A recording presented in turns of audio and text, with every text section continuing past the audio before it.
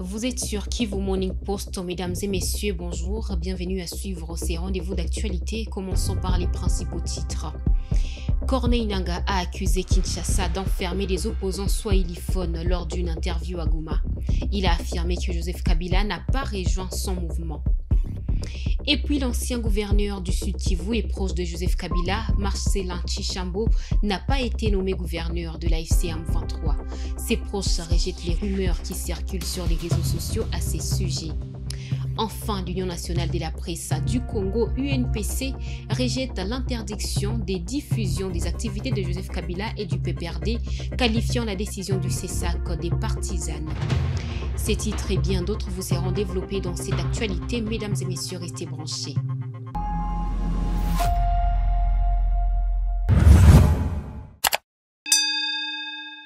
Encore une fois, bonjour et bienvenue aux détails dans cette actualité sur Kivu Morning Post télévision.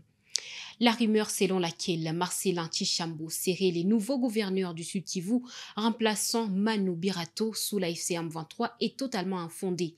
Blaise Bassabossi. Aucune source officielle n'a validé cette information. Dans une interview accordée à Kivu Morning Post, un proche de Marcellin Tchishambo a fermement démenti toute implication dans l'Alliance Fleuve Congo, déclarant que cet ancien gouverneur est un fidèle du Front commun pour le Congo FCC, lié à Joseph Kabila et non à un mouvement politico-militaire. Marcellin Tchishambo n'est pas le gouverneur du Sud Kivu, ni l'actuel, ni récemment nommé. Il n'a aucune appartenance à l'Alliance Fleuve Congo ou à un groupe rebelle. Il demeure fidèle au FCC et à Joseph Kabila, comme l'indiquent ses proches et ses propres déclarations. Dans une interview avec Alain Destex à Goma, publiée ce vendredi, Corneille Nangaa a accusé Kinshasa d'enfermer des opposants swahiliphones. Le coordonnateur de la FCM23 a affirmé que Joseph Kabila n'a pas rejoint son mouvement. Il a ajouté que l'ancien président peut discuter librement à Goma où les persécutés politiques sont en sécurité. Doha ne s'est pas terminé à mon avis. Doha, c'est un processus que nous avons salué, que nous saluons et nous louons comme toutes les autres initiatives. Dans notre organisation, nous sommes de ceux qui continuons à penser. La solution à la crise congolaise n'est pas que militaire, elle est avant tout politique. Mais malheureusement, c'est un processus qui fait aussi face à l'intransigeance de M. Tshisekedi, qui pour lui, le seul langage qu'il peut entendre, ce n'est que la force. Nous savons qu'il se prépare à nous attaquer, il nous attaque d'ailleurs. Nous savons qu'il ne considère pas cette initiative de Doha comme une option. Il suffit de voir la qualité des membres de la délégation qu'il envoie. On continue à faire confiance à la médiation. De notre côté, nous avons montré la bonne foi. La bonne foi se résume au fait que nous nous sommes retirés de nos propres grés de Walikali. La bonne foi, c'est que nous avons libéré 1400 éléments des FARDC qui étaient encore bloqués au niveau de la MONUSCO. Et cette libération s'est faite sans contrepartie. Parce que nous aussi, on a des prisonniers qui ne veulent pas libérer. Mais il s'est fait qu'il y a d'autres qui étaient plutôt disséminés dans la population civile, avec les Wazalendo. Ils sont encore là. Parmi eux, il y a les FDLR. Parmi eux, il y a bien entendu les Wazalendo. Et bien entendu, les FARDC. Il y a 2-3 mois, vous étiez ici. Aujourd'hui, la situation se stabilise davantage. Ce qu'il faut dire du président Kabila, c'est seulement que Goma et l'Est de la République, le Congo libéré aujourd'hui, c'est le Congo libre. Tous les persécutés politiques, tous les marginalisés, tous ceux qui sont en insécurité à Kinshasa, tous ceux qui sont victimes du tribalisme et des divisions de Tshisekedi ont ici intérêt favorable et ils sont en train de venir par milliers. Les évêques de la Cinco et ainsi que ceux de l'ECC, ils ont béni cette terre. Le président Joseph Kabila, en dépit de son statut, il est parmi ceux qui sont aujourd'hui persécutés. Il est donc venu, et il ne nous a pas rejoints, je dis, nous l'avons accueilli parce qu'il est venu dans son pays. Je voudrais préciser que Goma, pas Goma seulement, le Kivu, l'Est de la République du Congo, reste congolais. Nous sommes des Congolais et personne ne peut nous enlever ces droits-là. Alors le président Kabila est venu chez lui, il sait qu'il ne peut pas faire à Kinshasa, parce que là on a la machette pour couper la tête des gens, pour arrêter tout le monde, le mettre dans des cachots cachés. Vous savez ce qui se passe aujourd'hui, surtout lorsqu'il s'agit des Baswahili. Ici, nous sommes dans le Congo libre, où vous n'avez pas la discrimination, où nous avons le vivre ensemble, où nous avons compris que personne n'a fait le choix d'être Tutsi, d'être Hutu, d'être Houndé, d'être Muluba, Mungala, non. Mais nous sommes tous des Congolais et le vivre ensemble, la réconciliation nationale, c'est ça ce que nous vivons ici. Pour sa part, les députés Eliezer Ntambwe de l'Union sacrée pour la nation de Félix-Antoine Tshisekedi affirment que l'ex-président Joseph Kabila ne reviendrait pas au pouvoir. Il l'accuse de trahison envers le pays et le serment de son père, Laurent Désiré Kabila. Tambwe déclare que Kabila ne reverra plus le tapis rouge et ne peut revenir que par un coup d'État. C'est pas que Goma n'est plus la RDC. Joseph Kabila s'est trahi lui-même parce que il fallait qu'il joue les rôles que tous les anciens présidents qui sont sortis de manière démocratique jouent en Afrique. C'est-à-dire les rôles de la sagesse, des règlements des conflits. Mais à ce stade où nous sommes, Joseph Kabila s'est affiché. Il avait annoncé que si je suis dans ces mouvements, vous allez voir quelle ampleur ça va prendre. Pourquoi il n'a choisi que Goma? Il n'a pas choisi Kinshasa ou encore Lubumbashi. Non, mais pas du tout. Pourquoi il était allé en exil? Quand Joseph Kabila a quitté le pays, personne qui l'en voulait. Il est sorti de manière clandestine, mais comme on a toujours dit que les criminels reviennent toujours sur les lieux du crime, comme il était arrivé au pouvoir par les armes, il a estimé qu'il fallait encore revenir par les armes. Ce qui est un rêve, selon moi, parce que Joseph Kabila ne reverra plus jamais alors les tapis rouges. Joseph Kabila ne peut revenir qu'à travers un coup d'État. Mais s'il veut engager un coup d'État, il doit bien se préparer. Nous nous rappelons encore d'autant de nombre de morts. Mwanza Lomba avec Kamona Ntsapou, Bundudia Congo, et Chebeya, Fidel Bazana, des combattants de l'IDPS. Faisons une petite analyse, Eric Ambago. Vous allez comprendre que tel père, tel fils ne se fait pas entre M. Laurent Désiré Kabila et Joseph Kabila. Pour preuve, quand Joseph Kabila arrive au pouvoir, il va écarter tous les proches de M. Laurent Désiré Kabila. Il va mettre fin à toutes les initiatives de développement lancées par M. Laurent Désiré Kabila. Je l'ai annoncé en sommaire, l'Union nationale de la presse du Congo UNPC désapprouve la décision du CESAC annoncée par Christian Bossembe. Mariam Mayav, vice-présidente de l'UNPC, affirme que cette mesure viole le code déontologique du journalisme. L'UNPC rejette l'interdiction des diffusions des activités de Joseph Kabila et du PPRD, qualifiant la décision de partisane. Nous, professionnels de médias, nous avons le code de déontologie des journalistes en RDC. Et dans ce code de déontologie, il y a les devoirs et les droits des journalistes. Si nous lisons le code de déontologie, il y a les articles 1 et les articles, je prends les articles 1 et article 12, qui sont clairs en ce qui concerne l'exercice de notre métier, qui nous demandent de traiter l'information, qui nous demandent de parler des personnalités, de parler d'une information, de donner une information, de traiter une information, de collecter l'information, de traiter une information, de la publier. À l'heure actuelle, on vous dit, bon, il y a des consultations qui se passent à Goma, Joseph a reçu tel, Joseph a reçu tel, et puis après, un jour, vous vous réveillez, on vous dit, bon, pas plus tard qu'il y a quelques jours, je pense que Martin Fayoulou a fait son discours. Martin Fayoulou, peut-être qu'il va se réveiller le matin, va vous dire, bon, je dois également aller chercher Joseph Kabila. Comment vous allez demander aux professionnels des médias de ne pas parler de ça? C'est aberrant.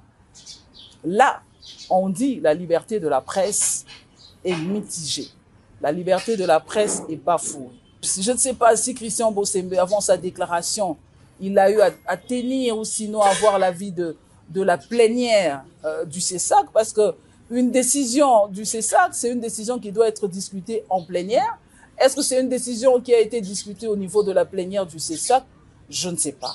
Je pense qu'il est temps qu'il est temps que le chef de l'État, Félix-Antoine Tshisekedi Tshilombo, qui veut que le pays soit effectivement un pays démocratique, que l'on parle de la RDC à un pays qui émerge, que l'on parle des exploits de la RDC, il est temps que le chef de l'État rappelle à l'ordre le CESAC, et quand je parle du CESAC, c'est le CESAC via son président, Christian Bossembe.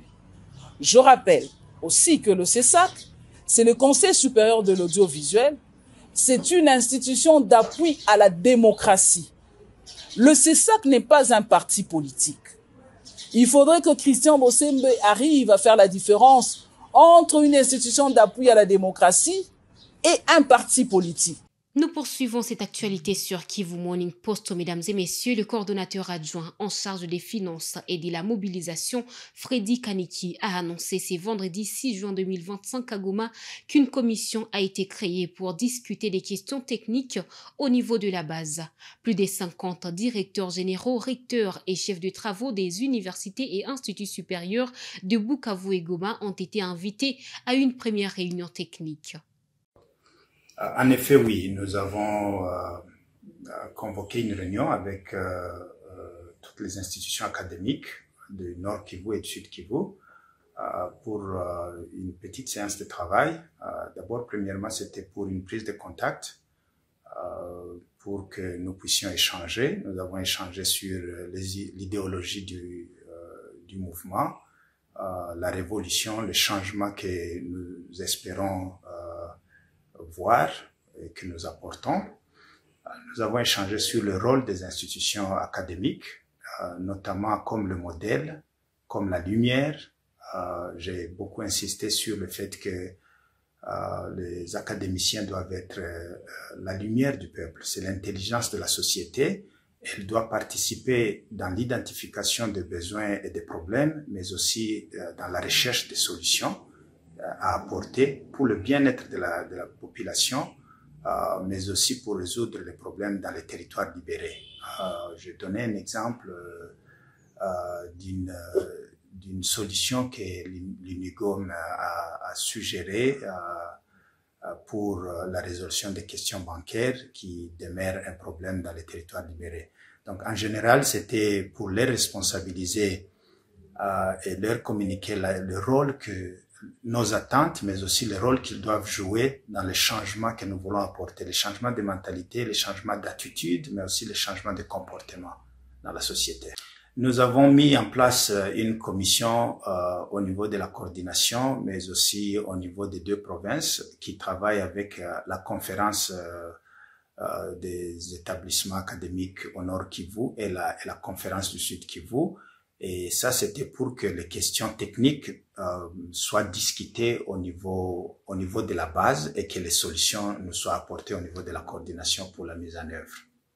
Rendons-nous à présent à Beni. Le commissaire divisionnaire adjoint Dieudonné Makambo Adjimba, commissaire provincial de la police du Nord Kivu basé à Beni, a exhorté hier jeudi 5 juin 2025 les éléments de la police à faire preuve de patriotisme dans l'exécution de leur mission. Isaac Beningeve. Jusqu'au sacrifice suprême. Ce message a été lancé lors de sa toute première parade, animée jeudi 5 juin 2025 au stade Muvingi à Ouicha, en territoire de Beni, dans l'est de la RDC. S'adressant à ses troupes à Lingala, le général a insisté sur la nécessité de renforcer la collaboration étroite avec la population pour obtenir des informations sécuritaires afin d'améliorer l'efficacité des actions de sécurisation des citoyens et de leurs biens. Tokosala na popula voilà tina na sakilino ceux qui ont tracassé population après une information d'Engelin. La population doit être prête à fournir à ses forces de défense et de sécurité toute information aux Ezali Kotala, sécurité à la République démocratique du Congo. Cette autorité policière a souligné sur les conséquences négatives de l'insécurité qui touchent toutes les couches, notamment les services de défense et de sécurité, ainsi que la population. Parce que tant agressé, tant terroriste à côté de Goma, tant de façon pour la Zamba, azo pour ma caca population, azo pour ma caca, ma force de défense et sécurité. Même population, pas ma victime, au même rang, Après la parade, le général s'est rendu avec sa délégation au bureau du commissariat territorial de Beni, Oicha, pour faire un état des lieux, puis au centre hospitalier colonel Wumbi Jean-Pierre, où les infirmiers ont présenté plusieurs difficultés à la structure au commandant. La cérémonie a débuté par 1 minute de silence à la mémoire des soldats des FARDC, des policiers, des membres et des volontaires pour la défense de la patrie VDP et des civils ayant perdu la vie dans ces conflits qui continuent de ravager l'Est de la République démocratique du Congo. En République démocratique du Congo, l'opposant Augustin Matata Mponyo est introuvable. Son parti, le LGD, s'inquiète et envisage d'explorer à d'autres voies, a déclaré Franklin Chiamala, secrétaire général du parti. Matata a été condamné le 20 mai à 10 ans des travaux forcés pour détournement des fonds publics. C'est depuis le samedi passé que nous avons rendu public au niveau du parti la déclaration dans laquelle nous faisons état de la disparition de notre président national après que nous nous soyons concertés avec ses avocats et sa famille. Et donc, l'air est à l'évaluation parce que rien n'a changé. Et bien au contraire, c'est le silence total du côté du pouvoir, du côté du pouvoir public à qui nous sommes adressés. C'est le pouvoir qui est responsable de la sécurité des personnes et des biens. En plus, c'est quand même la haute cour qui a condamné notre président, maintenant qui n'est pas trouvable dans les carcéraux, maintenant qui n'est pas trouvable dans quelque endroit que ce soit ici au pays, tout au moins les endroits que nous avons pu visiter. Nous nous proposons d'évaluer la situation d'ici demain avec ses avocats et quelques hauts cadres du parti, envie de pouvoir envisager d'autres mesures. Mais nous, partis politiques, lorsque nous rendons public nos déclarations, non simplement que ces déclarations sont destinées au pouvoir public, mais également aux chancelleries avec lesquelles nous avons des relations assez suivies. Et cette déclaration-là, elle tient lieu d'information pour le pouvoir public. Et donc, depuis lors, on attend, mais rien ne suit. Ça nous paraît être une diversion. Voilà pourquoi nous envisageons déjà passer à l'exploration d'autres voies. La gouverneure du Lualaba, Fifi Masuka Saini, a accueilli les gouverneurs mercredi 4 juin pour la 12e conférence annuelle. Elle leur a montré des bâtiments dont le nouveau gouvernorat et la salle village de congrès. Ils viennent participer à la 12e session de la conférence des gouverneurs qui se tiendra du 10 au 13 juin prochain à Kolwezi. Les gouverneurs de province de l'Équateur, Bobo Boloko du Congo central, Grace Bilolo du Sud Ubangi, Miché Bumbunga, du Kasaï oriental Augustin Kayembe, de la Chouapa Arma Yambe et du Kasaï Crispin Mukendi. Aussitôt arrivés, ils ont été reçus par leurs collègues du Lualaba, Marie-Thérèse Masuka Saini, dans la soirée de ce mercredi 4 juin à l'hôtel du gouvernement. Après un bref entretien avec ces chefs des exécutifs provinciaux qui ont pris le temps d'admirer la vue panoramique qu'offrent les 2 bâtiments jumelés du gouvernorat, de là Marie-Thérèse Masuka Saini a conduit ses hôtes au village des congrès prévu pour abriter la 12e session de la conférence des gouverneurs. Émerveillés par ces réalisations et rejoints par leurs collègues de la Lomami, Iran Van Kalumbo, ces gouverneurs ont salué le leadership transformateur de la seule femme gouverneure de la République démocratique du Congo. Si la femme s'engage, tout bouge. Mettez vidéo. Si on voit ce que son prédécesseur avait fait. Et on met maintenant, pendant la période de Fifi Masuka, il n'y a pas match. De plus en plus, la province du Lualaba continue à attirer l'admiration de ses visiteurs des marques. Mesdames et messieurs, très chers téléspectateurs de Kivu Morning Post aux télévisions, voilà tout pour cette page des informations pour aujourd'hui. Nous vous remercions de votre fidélité. Portez-vous bien et à la prochaine.